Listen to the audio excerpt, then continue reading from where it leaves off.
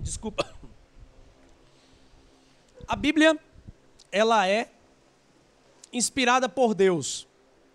Esse é um tema que nós já trabalhamos aqui e ficou claro para nós que ela, por ser inspirada por Deus, e Deus é verdade, ela é a verdade, ela não tem erros.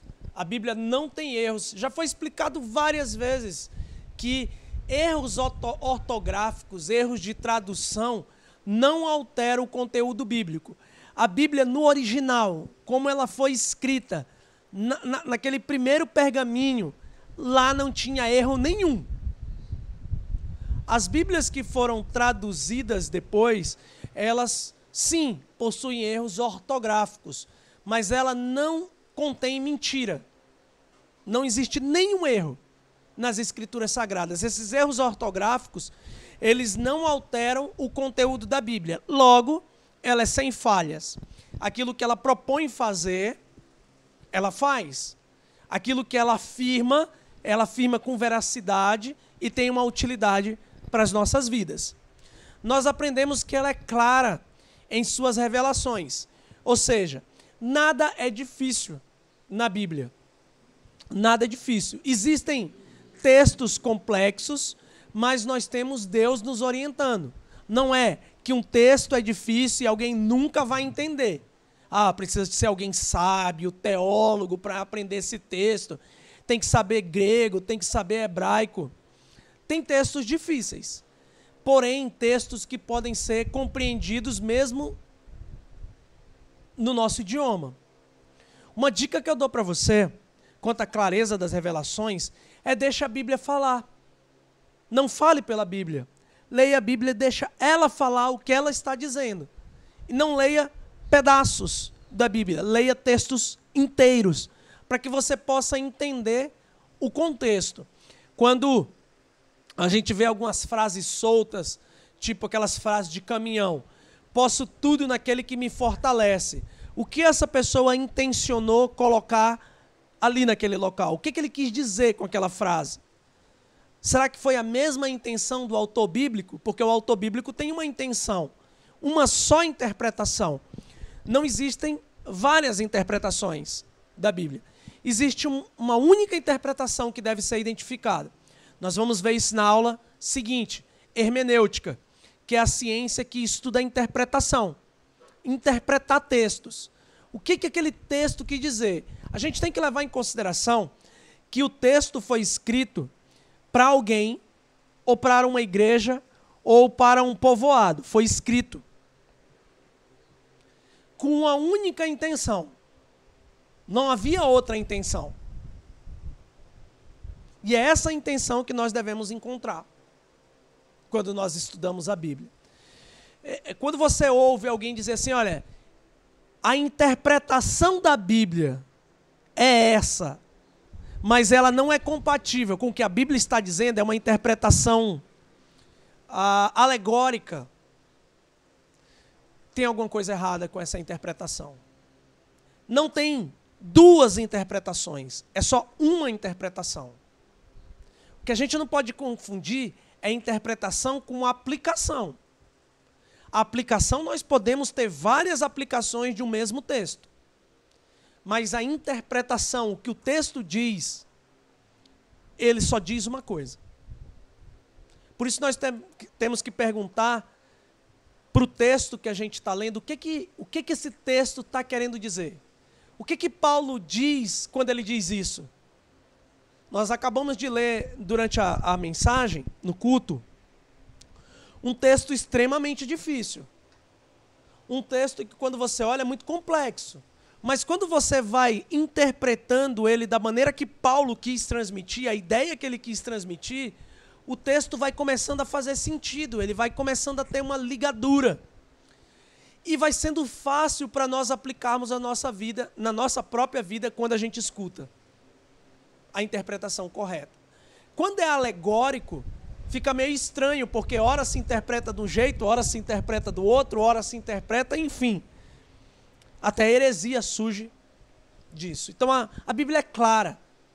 você não precisa ser sábio para ler a Bíblia. Você precisa ler a Bíblia para ser sábio.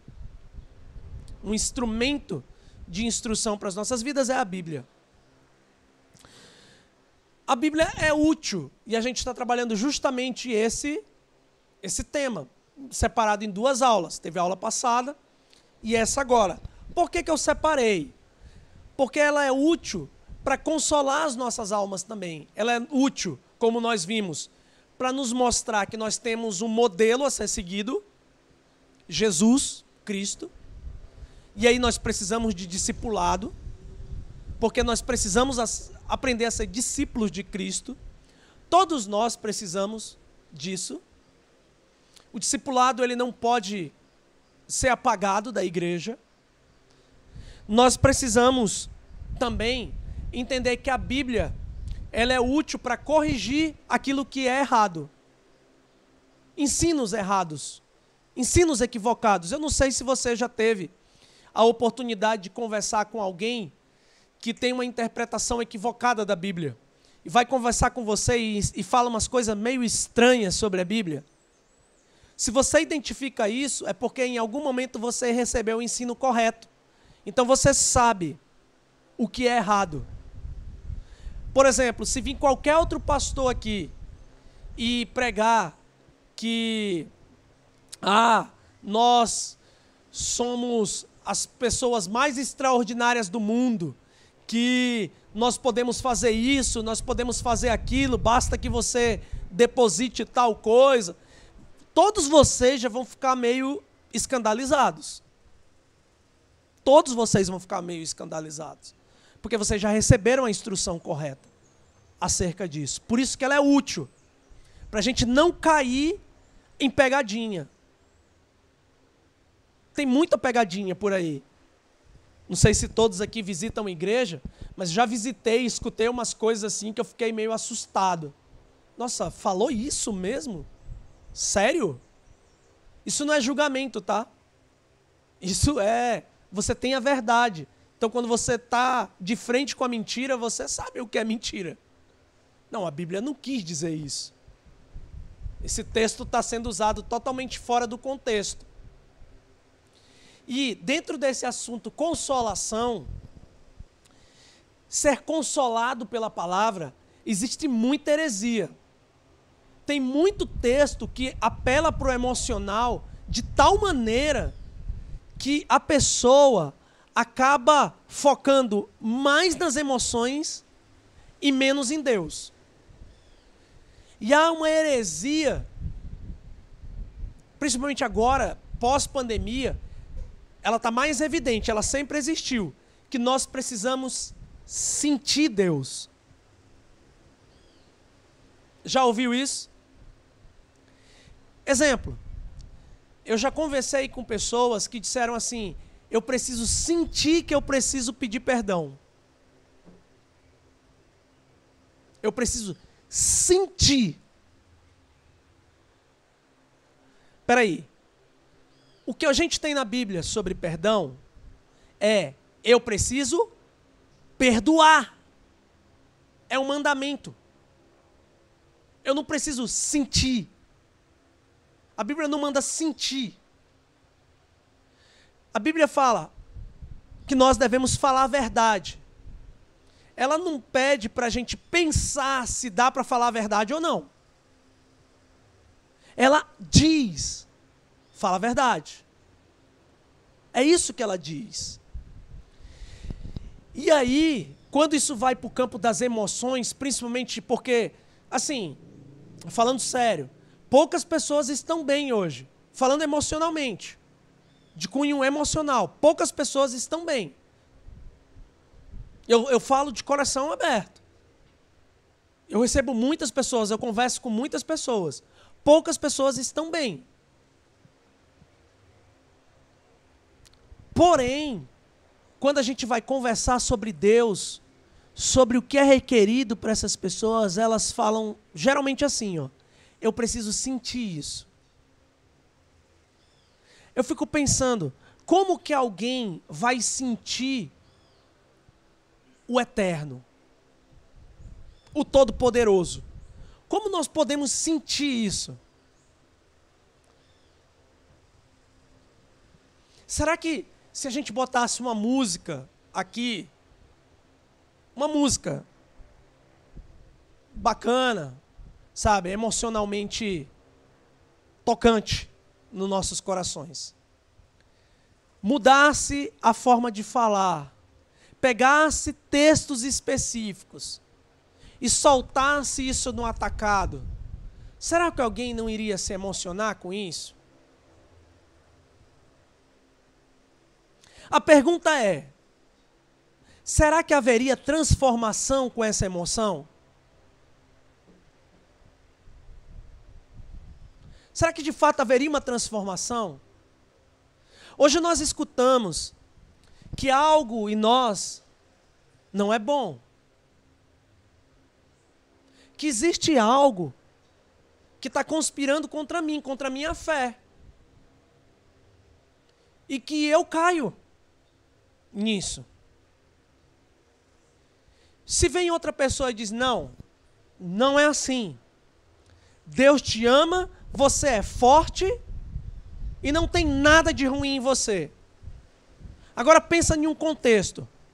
Um fundo preto, uma luz baixa, uma voz de veludo, com uma musiquinha. Quem não quer se sentir forte se você chega um bagaço às vezes na igreja? A pergunta é, isso produz transformação? Eu me enganar quanto à realidade do meu coração? Como?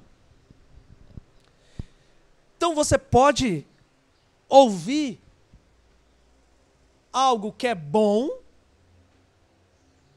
mas da maneira que é instruído, acaba formando algo que é ruim, mal. Não produz o que a Bíblia quer que produza. A Bíblia, ela é útil. Em que sentido?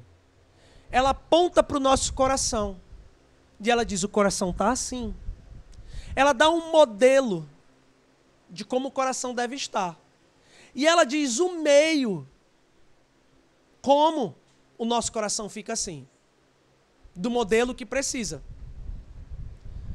Logo, nós temos as respostas.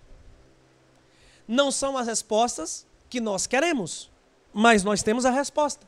Ela é útil. Totalmente útil. Sim. A Bíblia é útil, independente da época. Gente, a Bíblia não é antiga e a Bíblia não é moderna. A Bíblia é a palavra de Deus. Ela é eterna. Então ela não é moderna e não é antiga. Ela é a palavra de Deus. Independente da época, ela tem utilidade. Ah, na época de Paulo ela tinha... Não. Ela tem utilidade em todas as épocas. Passará mais 100 anos, 200 anos, 300 anos, não sei. Ela continuará sendo útil. Como foi na Idade Média, como foi na igreja primitiva, quando foi na época de Moisés. A Bíblia, ela é útil. E nós temos o prazer de ter a revelação geral, fechada. A revelação especial fechada. Nós temos o cânon bíblico, já fechadinho, com toda a história e a promessa do final dos tempos. Então a Bíblia, independente da época, ela é útil. Olha, isso aqui é muito importante na nossa aula hoje, independente do contexto. Porque tem contexto que a gente quer tirar a Bíblia. Só que não existe contexto nenhum em que a Bíblia pode ser tirada. Até do contexto acadêmico e educacional, a Bíblia, ela é útil. Extremamente útil. Né? Hoje, se você, principalmente nas universidades federais, se você falar que é cristão e está seguindo as escrituras sagradas, você vai ser considerado um OVNI. Porém, mesmo as pessoas dizendo tudo isso, a Bíblia ainda é útil. Eu conheço trabalhos na área de direito que foi feito em cima das escrituras sagradas. Defesa de TCC, com base nas escrituras sagradas. Gerou uma polêmica danada. Mas tinha utilidade. Uma extrema utilidade. Quando Deus cria todas as coisas e diz para o homem que ele deve governar todas essas coisas, ele deve conhecer aquilo que ele governa, e ele conhece através da ciência. A manipulação da matéria vem através da ciência. Então, independente do contexto que nós estamos inseridos, até um contexto ímpio, anticristão, a Bíblia continua sendo útil. Paulo pregava a Bíblia, falava da palavra de Deus em contextos pagãos. Atenas, Éfesos, Filipos, tudo contexto pagão. Contexto em que as pessoas sequer conheciam o Deus da Bíblia. E era útil. Extremamente útil. Independente da minha opinião, a Bíblia é útil. Porque eu posso achar alguma coisa que, não, acho que não se aplica. Independente do que eu acho sobre a Bíblia, ela é útil. Acima da minha opinião. Entre o que a Bíblia fala e o que eu falo, a Bíblia sempre vai estar certa. Sempre a razão é da Bíblia. Porque ela é a verdade. Na semana passada a gente viu o texto de João 17:17. Santifica-os na verdade. Jesus pedindo ao Pai que santificasse seus discípulos na verdade. E ele diz, ele completa, a tua palavra é a verdade. A Bíblia é a verdade. Ela é a régua que afere todas as coisas. Então, acima da minha opinião, o que eu acho sobre os mais variados temas, tá? Principalmente os mais contemporâneos. Aborto, homossexualismo, tudo que eu tiver dessa corrente de agora progressista que inundou a igreja, independente da minha opinião, a Bíblia tem razão. Mesmo que me leve para a prisão, a minha opinião. Foi assim com o apóstolo Paulo. A opinião dele foi totalmente contrária dos fariseus. Foi para a prisão. Então, independente da minha opinião, o que eu acho, a Bíblia tem razão. Então, eu acho muita coisa errada. Mas a Bíblia sempre expõe a verdade. Ela fala o que é certo. Só temos esse livro assim no mundo. Não há nada questionável na Bíblia. Absolutamente nada. E esses assuntos polêmicos, principalmente na nossa geração, com muita mídia, muita informação, está distorcendo a forma de pensar. E parece que ela não é útil para essas discussões. Mas ela é extremamente útil. Já falei para vocês que eu tenho conversas espirituais, já tive com homossexuais. E foi extremamente útil eu falar sobre a Bíblia. Não terminou ninguém com raiva um do outro. Mas eu não abri mão da verdade. Então a gente tem que tomar um pouco de cuidado, que existe muita pressão para tirar a Bíblia do centro e colocar a nossa opinião. Até mesmo entre nós, cristãos, quando a gente vai conversar sobre alguma coisa, a gente fala assim, eu acho assim. A minha opinião é acerca de... A gente não lê um texto e ouve o que o texto quer dizer. O que o texto está dizendo para mim? Muitos textos da Bíblia, acredito que todos, na verdade, não está perguntando a minha opinião. Ele está dizendo o que é e o que não é.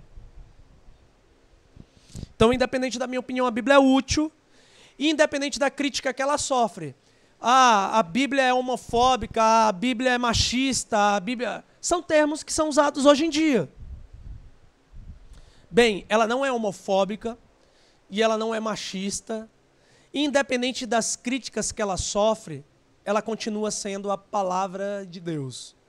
Ela é mal lida, mal interpretada, mal estudada. Quando acontece isso, acontecem as distorções.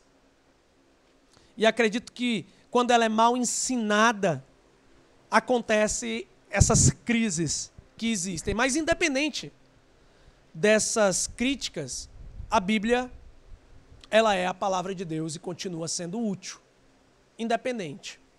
Ela é útil para revelar quem é Deus, o plano redentivo, ela revela quem nós somos e ela revela o nosso futuro. 1 Timóteo capítulo 3, versículo 16, toda escritura é inspirada por Deus. Nós temos a inspiração bíblica. E útil para o ensino. Por quê? Porque ela é útil para o ensino. Porque ela é a verdade. O pressuposto é que ela fala a verdade, ela não tem falhas, por isso que ela é útil para o ensino. Ela é útil para a repreensão. O que é repreensão? É encontrar algo errado. Você tem um padrão, um espelho. É como aqueles jogos do certo e do errado. Encontre na figura os 7 erros. Já jogaram esse joguinho? Encontre na figura os 7 erros. O padrão bíblico, e aí tem o teu padrão. Comparado o teu padrão com o certo, então encontre os 7 erros. Funciona assim. Ela é útil para mostrar, repreender. Olha, está errado. Porém, ela não só repreende, ela corrige, porque ela é verdade. Ela não tem falhas. Se ela não tem falhas, ela não tem erro, ela tem o poder de apagar aquilo que está errado e construir algo que é certo na vida do indivíduo. Por isso que ela tem utilidade de instrução na justiça. Ela instrui os indivíduos. Ensinamentos importantes. Ela ensina que devemos ser discípulos de Cristo, o discipulado. Como que deve ser o nosso coração. Ela protege os nossos corações dos falsos ensinos. Nós já falamos sobre isso. E ela consola em momentos difíceis. Eu queria chamar a atenção de vocês para alguns textos que realmente traz consolo, tá? Não é afagar o coração, não tem nada a ver com emoção, ela consola de fato. Vamos ver, a Bíblia não é um livro esotérico, tá bom? Não adianta tratar a Bíblia como um livro esotérico, porque ela não é. Nela, nós não temos nenhuma fórmula mágica para resolver problemas. Não existe uma fórmula, faz isso, mais isso, mais isso, mais isso, mais isso. Não existe um modelinho de como resolver as coisas, tipo trocar um pneu, briguei com a minha esposa dentro de casa, e agora o que fazer?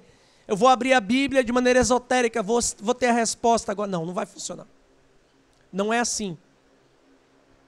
Não é dessa forma. Entretanto, a Bíblia revela quem é Deus e seus atributos. A Bíblia fala de Deus, não fala de você. Você precisa entender isso, que é muito importante, tá?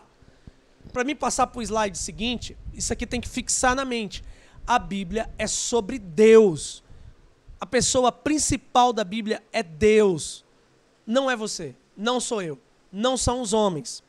Sendo assim, com essas informações, podemos descansar na certeza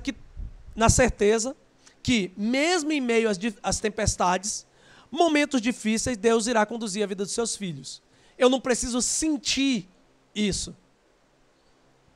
Eu estou passando pelo momento difícil, eu não preciso sentir. Eu preciso crer que Deus está comigo em todos os momentos difíceis também. Esse é o pressuposto que a gente carrega ao enfrentar os desafios da vida. Como é que eu construo isso na minha mente?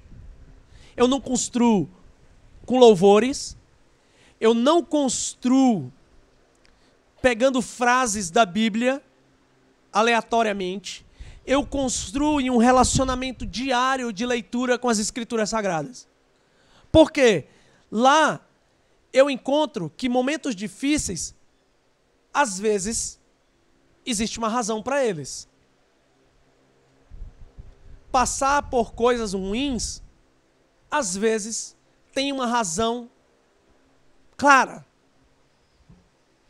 Às vezes não existe razão nenhuma. Não existe razão. Simplesmente um momento difícil vem. Pessoas que sofrem de ansiedade, depressão, não precisam de razão nenhuma, às vezes, para sentir o que sentem. o sofrimento que sentem. Não precisa de uma razão. Às vezes, esses momentos difíceis são causados por outras pessoas. Sim. Confere. Causados pelo diabo. Sim. Tentação é uma coisa terrível. Eu quero ser tentado hoje. Misericórdia. Eu não quero ser tentado.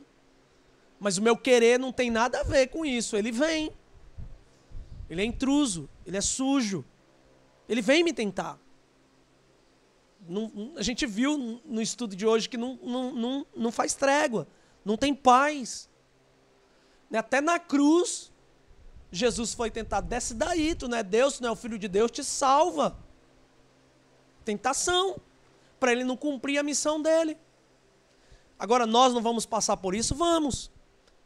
Tem momentos muito difíceis que são causados pelo diabo. Leia o livro de Jó. Coitado do Jó. E tem momentos difíceis que, pasmem,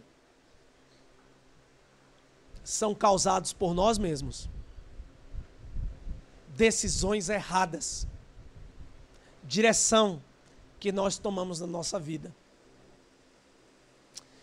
Aí vem aquela pergunta: por que eu estou passando isso? Por quê? E a pergunta certa não é por quê. Porque o porquê você já sabe. A pergunta é: como resolver?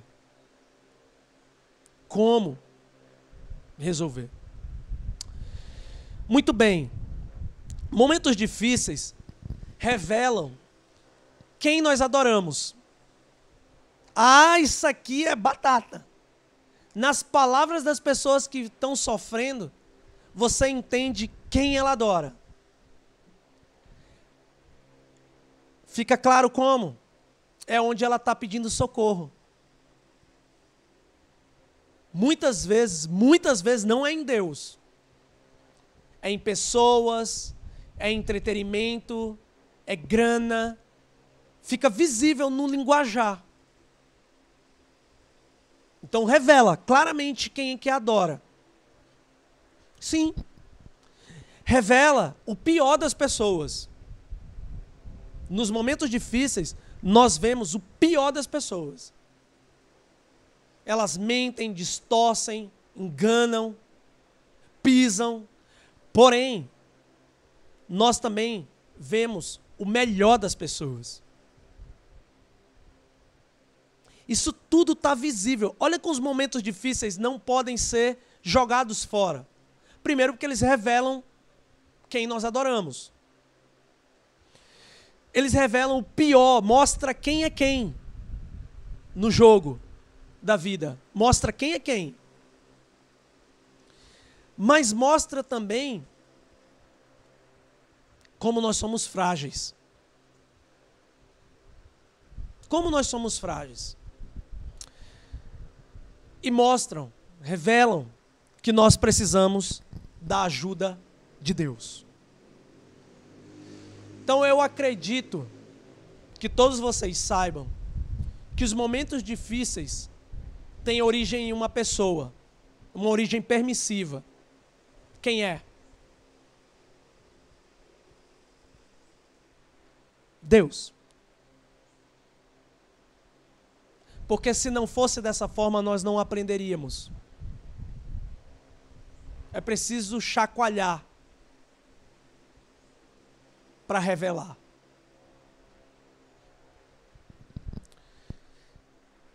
Mas estamos aí sozinhos nesses momentos? Porque é complicado, né? Você passa por coisas e acaba revelando que você adora, por exemplo, dinheiro. Um crente amando dinheiro. É triste, né? Ou a reputação, ou as pessoas. Há sofrimento com isso. De repente, revela que as pessoas que estão próximas de você, sabe, tem gente ali que está, na verdade, com inveja, está te enganando, está te manipulando. Revela que quem é bom... Sabe, você fica meio tonto. Você está sozinho nisso tudo? Não. nós temos a palavra de Deus dando alguns indicativos que Deus nunca abandona os seus filhos em momentos difíceis. Perceba que nós temos um mandamento aqui. Qual é o mandamento? Não andem ansiosos. Olha, é um mandamento porque é possível obedecer. Ele não está dizendo não fiquem gripados. Por quê? Porque todos nós somos sujeitos a ficar gripados. Mas nós podemos manter o nosso coração longe da ansiedade. A ansiedade é um tipo de sofrimento.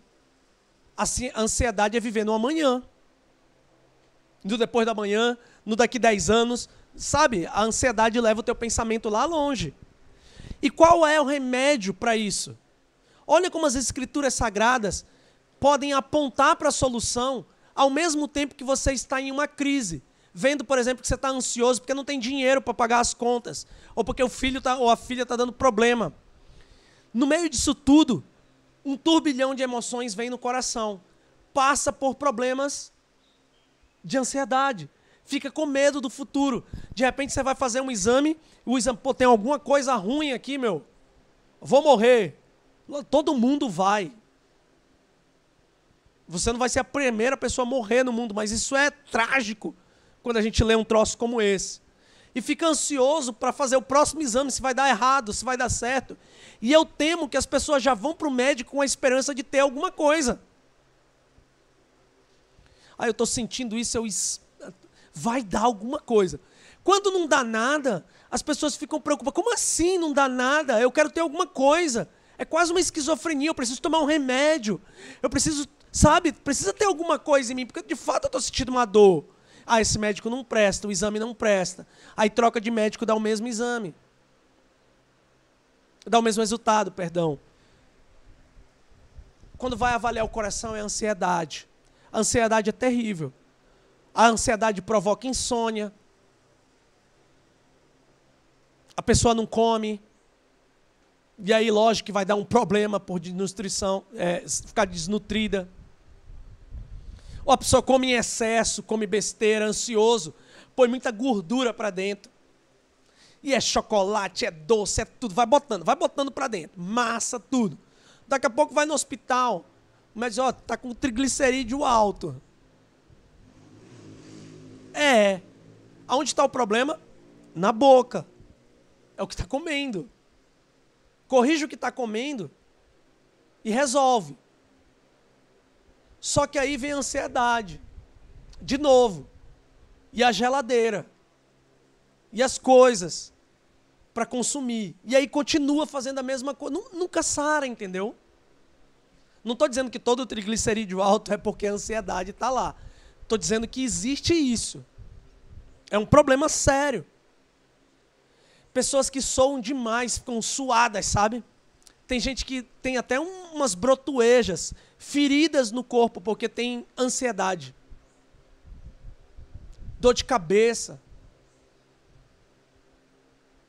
E o mandamento é, não andem ansiosos por coisa alguma. Por coisa alguma, na totalidade de coisas, não fique ansioso por nada. Em tudo que existe nessa terra que foi criado, não fique ansioso por nada. Tem a solução no texto? Tem. Mas em tudo, pela oração e súplicas, e com ação de graças, apresentem seus pedidos a Deus. Você só pode apresentar seus pedidos a Deus para um Deus presente, se você acredita que Ele está presente. Como que você apresenta algo para alguém que não existe?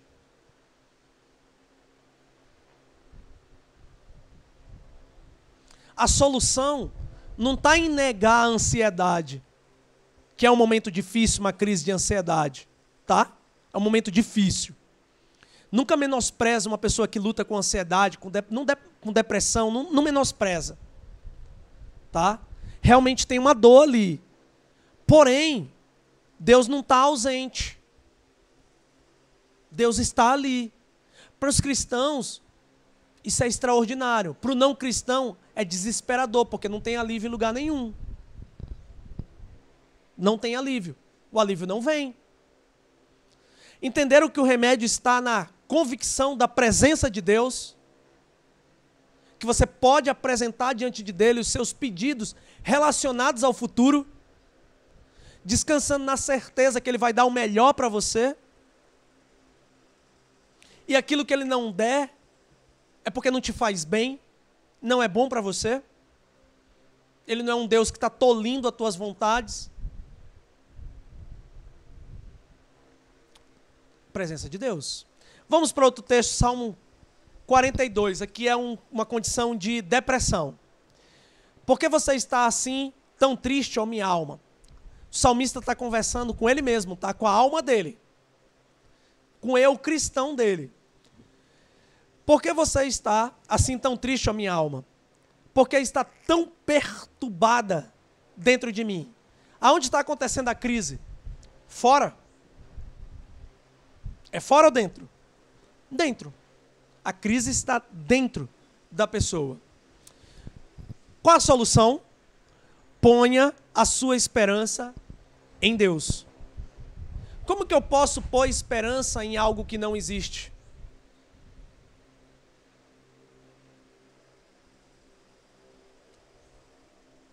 E se eu estou perturbado e abatido, é porque a minha esperança está em outro lugar, que não supriu a minha esperança, não supriu o meu desejo de ter satisfação. Logo fiquei perturbado, tirei meus olhos de Deus. E o salmista aponta a solução: põe a sua esperança em Deus, pois ainda o louvarei, Ele é o meu Salvador, o meu Deus.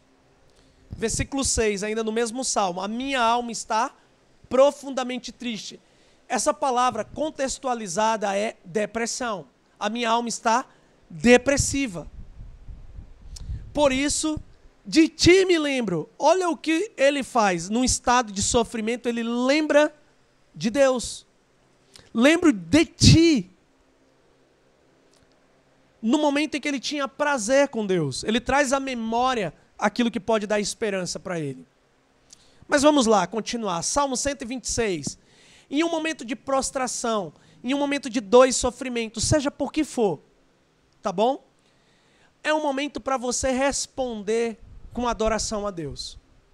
Você tem que tomar cuidado, não é com as circunstâncias, você tem que tomar cuidado com as tuas reações. É as tuas reações que são um problema e não as circunstâncias. É como você está agindo com o que está acontecendo diante de ti, reagindo. Vamos ver uma reação, olhando para esse salmo, que é uma reação boa. Aqueles que semeiam com lágrimas, com cantos de alegria, colherão. Olha a condição de quem está semeando, de quem está saindo para trabalhar, de quem está jogando a semente na terra. É uma condição de quê? Sofrimento. Mas ele está escolhendo ficar deitado no escuro, reclamando? Não. Com toda essa tristeza, ele sai para fazer aquilo que ele tem que fazer. Semear. Logo, partindo desse princípio, a colheita dele vai ser uma colheita de alegria. Porque não há nada melhor do que uma mente triste e abatida lembrar de um Deus que está conduzindo todas as coisas e está com você em momentos difíceis e faz com que você semeie aquilo que é bom. Logo brotarão essas sementes e o fruto será um fruto positivo. Bom, o texto continua dizendo como é o processo da saída dessa pessoa da sua casa até o momento da semeadura. Aquele que sai chorando, enquanto lança a semente, voltará com cantos de alegria, trazendo os seus feixes. Ou seja, a vida, ela é cheia de aflições. Eu citei um texto na semana passada, das palavras do Senhor Jesus Cristo. Ele fala assim: no mundo terei aflições. Qual é o local onde nós vamos ter as aflições?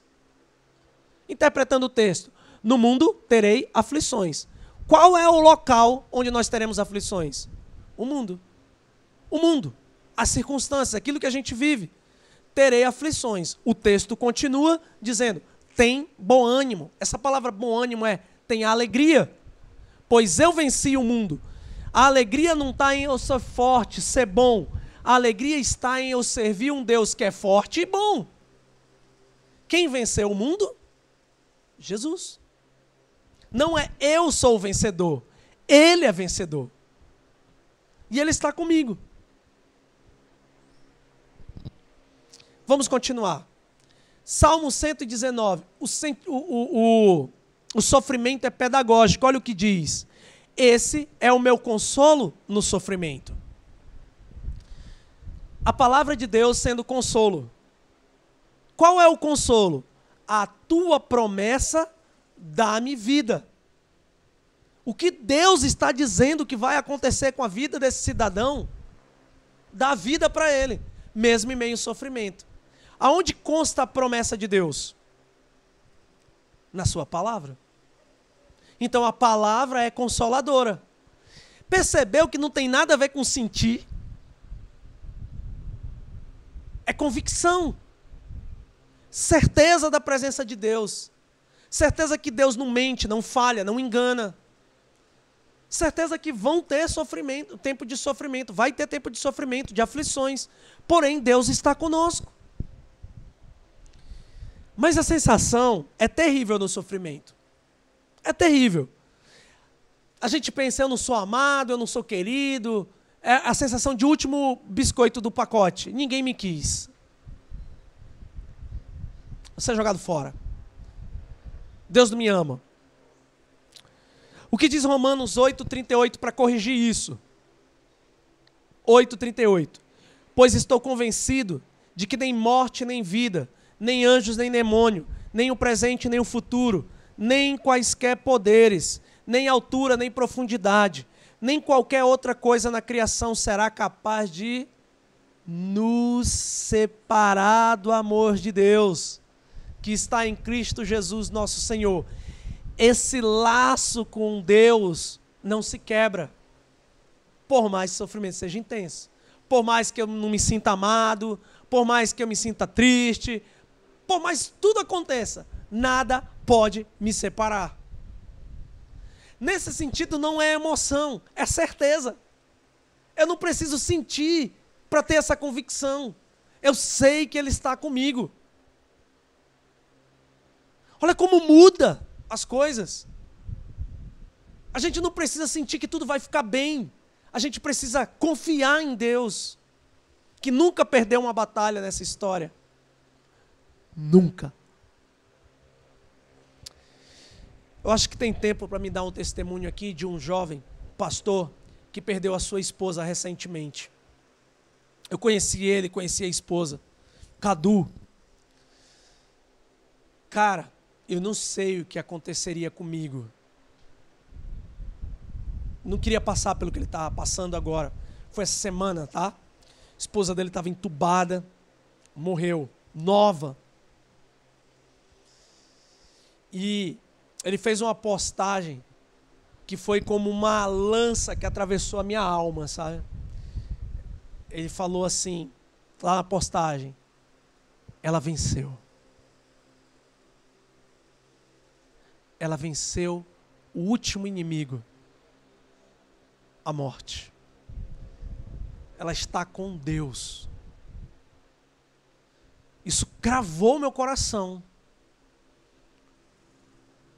Porque para muitos a morte é perda. É derrota. Mas para o cristão não é. Eu li a publicação, pá, esse texto veio na minha mente. Nada nos separa desse relacionamento com Deus. Deus está conosco em todos os momentos. Eu gosto da frase de Jesus Cristo, quando ele fala isso. Ele disse, eu lhes disse essas coisas, para que em mim vocês tenham paz. Agora presta atenção, que essa paz interior é em meio à ausência de conflitos? Não.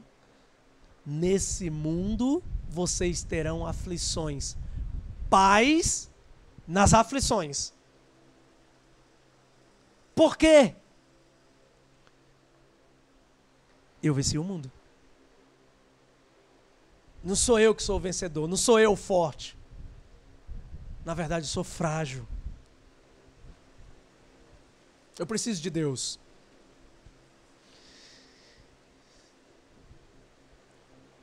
Meu ânimo vem não pela uma mensagem animadora que me faça rir, ou um filme, ou eu comprar alguma coisa. O meu ânimo vem da certeza que Jesus venceu. E nele eu posso vencer também. Veja como a palavra consola. O ensino correto da palavra consola faz você pensar. Agora, depois que você pensar, você vai sentir. Você não precisa sentir para pensar. Depois de pensar, você vai sentir. E o que você vai sentir nesse texto? Paz. Paz. Ânimo. Alegria. Agora sim. Agora sim as coisas se ajustam dentro da mente. Não se ajustaram fora ainda. Está tudo uma bagunça. No mundo terei aflições. Mas aqui ajustou. Encaixou. Fez sentido. Agora eu vou encarar o mundo. Na certeza que Jesus venceu o mundo. E eu, como discípulo dele, posso vencer as dificuldades. Momentos difíceis. Vou encerrar. Conclusão, tá? Momentos difíceis sempre existirão.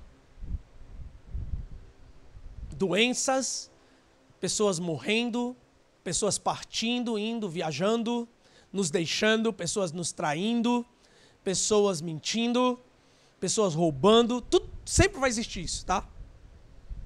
Não se enganem, vai existir. Porém, nós podemos confiar em Deus. Nós aprendemos isso aqui agora. Mesmo em meio às piores circunstâncias, Ele está conosco. E lembra por que Ele não está tirando as circunstâncias adversas? Porque elas revelam alguma coisa. E é isso que Ele quer que você aprenda. Sim. Revelam quem você adora de fato. Revela o pior das pessoas, o melhor das pessoas. Traz revelações que, se não fosse pelo sofrimento, você jamais veria. Então, ouça o que Deus está falando em meio ao sofrimento. Muito bem, terminamos aqui o nosso estudo. Deus abençoe vocês que nos assistem. Nós vamos ter mais uma aula sobre bibliologia e eu vou trazer o tema interpretação bíblica, que é hermenêutica, conhecida por ser muito usada por teólogos para interpretar o texto. Será que alguém comum que não passa pelo seminário pode interpretar a Bíblia? A resposta vai ser dada domingo. Você que nos acompanha, eu espero você no domingo que vem. Forte abraço, Deus te abençoe. Tchau, tchau.